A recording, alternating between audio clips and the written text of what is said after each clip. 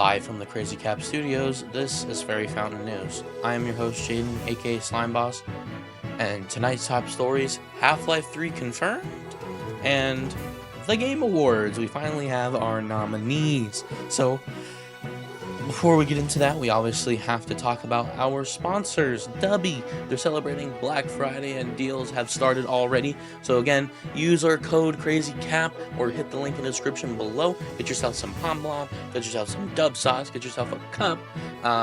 Sales are across the site.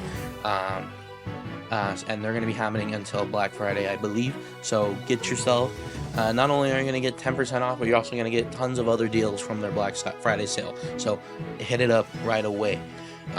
Next up is our Discord server. If you would like to join in on the conversation, be a guest on this show or the podcast, let us know. Hit up that Discord. The link is in the description. As always, you can join there, be on the show, and just talk about whatever. Just meet with a bunch of like-minded gamers and just kind of chat it up. And of course, this show would not be possible without your support. You can check us out by liking the video, commenting, subscribing, hitting that notification bell, commenting down below what you guys want me to talk about next week,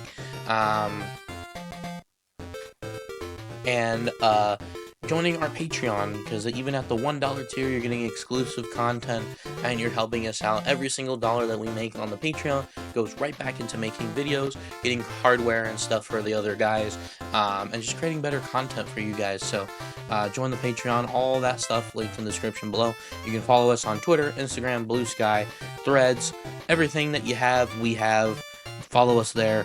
And I promise at some point in time we're going to be on the other platform, like Spotify, Google Play, Apple Music, all that stuff. We used to be on there. I promise at some point we'll be back on there. So give us just a little bit of time. And again, just the podcast, not my show, just the podcast. So be ready for that. And a little bit of a recap from last week. The only major bit of news that we had was that the Donkey Kong Country expansion direct. After a week of just kind of sitting on it, again, it's kind of underwhelming, but I'm still excited to go see it again at some point next year. Again, like I said, I would rather go to another one, whether that's Orlando or Japan, but the expansion is coming everywhere, so I am excited to at least visit it at some point in my life. Alright, well, of course, we talked about the releases for this week. The Stellar Blade DLC is probably the only thing of note that I can talk about. Again, I haven't played Stellar Blade myself, but it's a complete DLC expansion that crosses over with Nier Automata, which is absolutely insane, but it kind of makes sense, given, what the game is.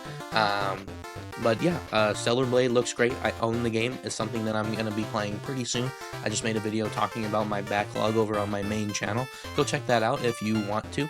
But Stellar Blade is one of those games that is on my backlog, so definitely something I want to check out at some point in time.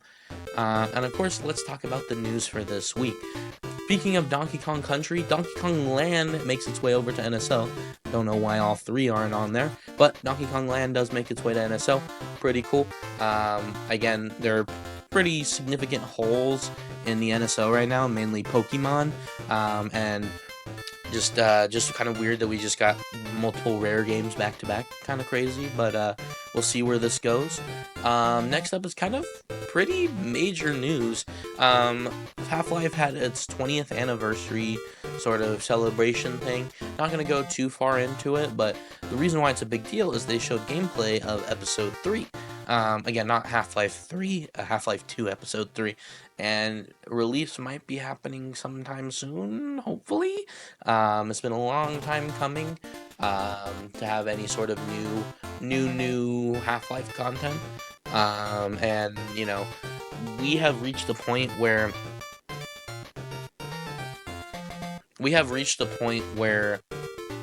Half-Life, people don't even know what Half-Life is anymore. And I remember back in the day, as a person that never played Half-Life, I still haven't played Half-Life, just knew, when Half-Life 3 is gonna be here at this E3, nope, maybe next year. It was a big deal that Valve released Half-Life 3, and it never came, and it still hasn't come yet. And I asked people, hey, they finally announced some sort of news on Half-Life 3. What's Half-Life? I was baffled to hear that they don't even know what Half-Life is, and that's absolutely insane. So, yeah. But next up is Scarlet and Violet actually reached crazy sales numbers in Japan. Don't have the exact numbers for you, but what we do know is that it is the highest selling Pokemon game in Japan right now, beating out Red and Blue, beating out Gold and Silver, which is just, it's not even a great game. Like, honestly, those older games are a lot better than Scarlet and Violet, but it is very promising for the future of the franchise. If they just took a little bit more time and experimented with this format, level scaling, things like this, I mean, we have our golden ticket, the evolution of the Pokemon franchise. People thought that they've been getting stale over the years. This is it. This is the evolution that we've been asking for many years. So that's absolutely exciting. And clearly now Nintendo knows, okay, this is what we should be doing going into the future. But Nintendo, Pokemon Company, you need to polish the shit out of your next game. No, I'm talking Gen 10. Polish it. Let it cook. Cook it a little bit. Do not give us any more raw games, please. Next up, Sony is eyeing up Kadokawa. Now, what does that mean for me? Well, I saw Kadokawa and I saw, oh, that's that anime company, right, that makes, like, anime movies. That's what I saw. But Kadokawa is actually a huge parent company that owns gaming studios such as, I don't know, From Software, which, honestly, would be a great pickup if we trusted Sony enough to do good things with this acquisition, because we don't. After what happened with Crunchyroll and Funimation, we don't trust Sony with anything anymore. And so again, I mean, this is the same company that says, "Oh, we don't have any IP. Concord was our last hope." Number one, you just released a game with all of your IP represented in it. Pick one of those damn IP, make a new game out of it, it would sell gangbusters. Just letting you know. You know, shake up the formula a little bit, make it what people call a AAA game in modern 2024. Give us what we want. Now, I'm not saying release a new Parappa the Rappa game, but The Legend of Dragoon, literally fucking anything from your back catalog. Just and so when they make statements like, Astrobot is just, it was whatever game, and you know, Concord was like the one thing that we were leaning on this year, and we don't have any other things. Like, just do something, please. Anyway, last bit of news today, and we're gonna do something absolutely radical, and I am going to, I think this is right. Oopsie doodle. Aha, okay. So, the last bit of news today is that we have the Game of the Year stuff has been announced, and so I'm not going to vote here on stream, but I wanted to show you guys all of the stuff. I think I might actually have to log in, hold on. Okay. Alright, so let's show off the nominees here. So for Game of the Year, surprisingly, Astrobot made its way in here. Wow, I'm absolutely baffled. I love the game, I thought it was absolutely fantastic, and I'm secretly hoping that it will win, because it'll send a message to the gaming industry, but the fact that it's here is just mind-boggling to me. I was literally having a conversation with one of my friends, and they were telling me that it was some measly fucking indie game. It's not, obviously, but the fact that it's even up here with the likes of Black Myth Wukong and Final Fantasy VII Rebirth is absolutely amazing, so good for them. Again, it's something that I'm secretly hoping to win, but I'm not going to be voting for it. Balatro, sleeper hit of the year. Did not even know it was going to even be nominated, but indie games getting representation, always a plus. Black Myth Wukong, obviously it was one of the games that we knew was going to be here, almost like sort of game of the year gaudy bait. We knew it was going to be here. Elden Ring, Shadow of the Earth Tree, that's DLC. Get the fuck out. Get out! We're done. We're not even talking about it. Great game. You know, probably deserves to be up here, but they need a Game of the Year DLC with how expansive DLCs are going to be getting. You know, Future Redeem, yada yada. They deserve their own separate thing, because if you take a look at a game that has been developed for years and years and years, and it's a full-on $60 game, put that up to a fucking DLC, and the DLC fucking wins, that's a big F you. Okay, so get the fuck out of here. We're done. Final Fantasy VII Rebirth Masterclass. This is a completely new game. Okay, now the problem is that the game is unfortunately fragmented. If they end up doing like a remake of Final Fantasy VII Remake and just merging all three games together, 100% gonna be deserving of greatest game of all time. But the fact that this game is fragmented and you need to have played Final Fantasy VII Remake in order to play Rebirth, the reason why I'm not voting for it here today. But Metaphor freaking ReFantasia. This game is the greatest game that I have seen, just pure. I haven't even played it yet. Just purely based on quality. This game is just absolutely just. It blows my mind how absolutely stellar this game is. Just looking at the game and how beautiful it is. It's just absolutely like eye candy, and the battle system is just so much more refined from Persona. And don't get me wrong, I'm sure it's gonna have its issues, but the story and its narrative and its characters is just absolutely like, if we're talking like, what is the game? I'm not saying it's my favorite game because I didn't play it, right? That's not the point of this. The point of the Game of the Year is to show what is the greatest game.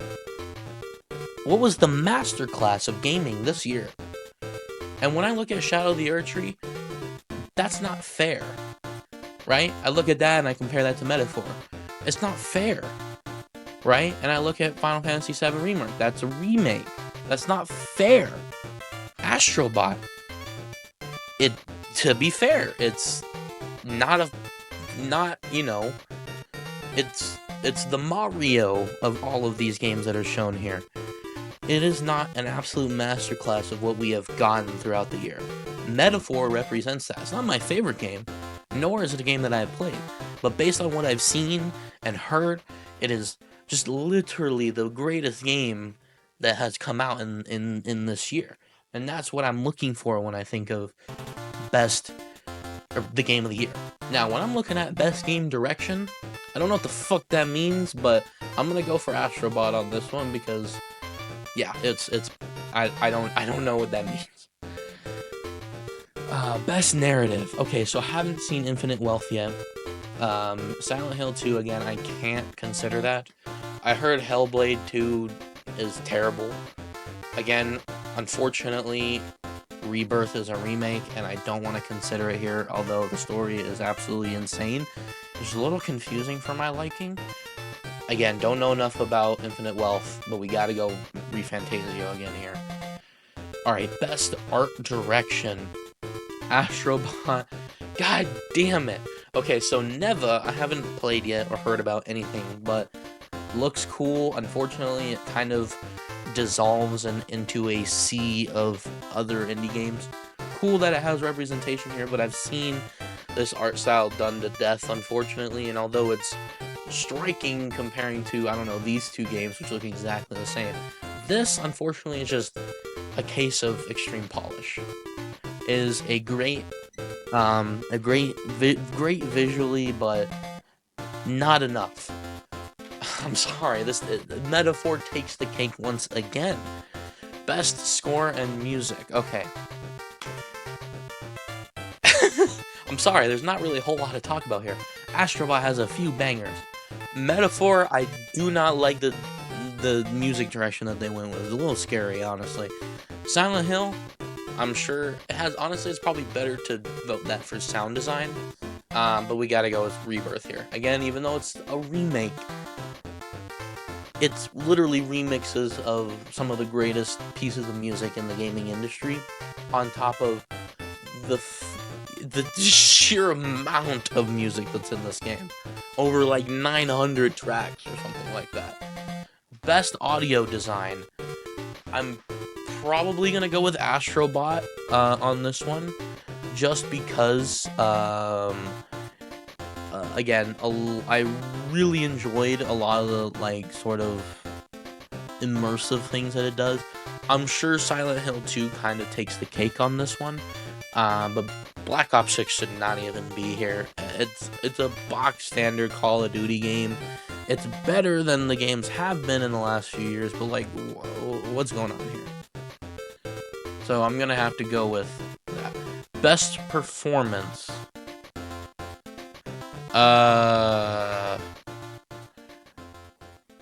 We are gonna skip this one because I don't know about that.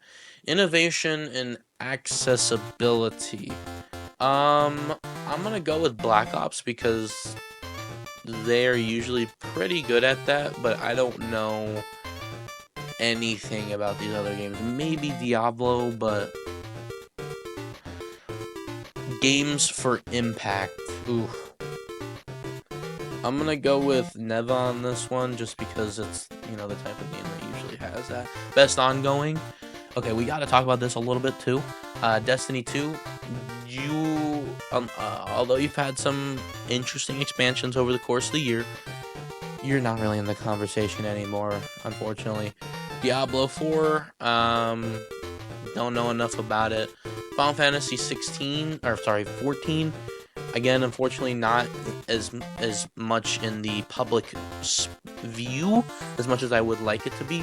And Helldivers, obviously we all know the story. They basically they screwed themselves out of this award. So Fortnite is winning that one for me because that is a game that has absolutely enticed me over the years. So good on them. In terms of best community support, I absolutely refuse to support Baldur's Gate 3. It can get the fuck out. Final Fantasy 14, again, don't know enough about that in terms of community support. Helldivers 2, obviously that's a straight up no, because they clearly made a lot of mistakes. And No Man's Sky, sure, it appears here every year, but I think in terms of like best community support, like, yes, it had a great turnaround, but that was years ago, right? Not anymore. So Fortnite is. Best independent game? Is it even a question? It's Animal Well.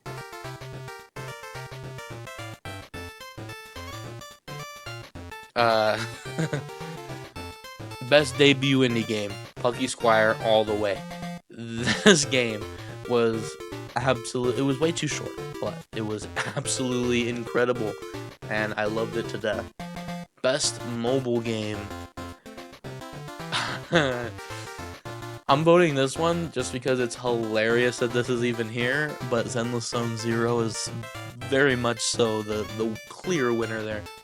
Ooh, best VR AR. I think I'm gonna have to go with Metro Awakening because I've heard a lot of good stuff about that. Best action game. I think I gotta give it to... fuck it. I really want Stellar Blade to win something here. Best action adventure. All the way. Best RPG. Well, I don't see Mario and Luigi, so obviously Metaphor. Duh. Best fighting. I think we're gonna have to give it to Sparking Zero. That game is absolutely incredible. Best family. Okay, when I look at this is not a family game. This is a single player game. This is not a family game. This is a single player game. This is a single player game. This is a single player game. It's Mario Party. Best strategy, Unicorn Overlord. What are you talking about? Best sports and racing. We're gonna skip. Best multiplayer. Mario Party had a huge turnaround this year. Best adaptation. Okay, so I haven't seen this yet. I'm curious about it. Curious about this as well. It's on Amazon? Shit, I might check that out. This was terrible. Like, point blank. Fallout? Absolutely incredible. Most anticipated game? For me, it's Metroid Prime 4. However, I can totally see GTA 6 winning or Ghost of Yotoi. Wilds, I thought this game already came out, I'm gonna be honest with you. And Death Stranding 2 no one gives a shit about. Best content creator? Oh god. Okay, so I think with everything that's happened this year, I have to give it to Queso. Queso was absolutely gave a lot of laughs for me throughout the year, so it was definitely a winner there. Never played any of these games, so I'm just gonna go ahead and give it to Valorant. And best esports athlete,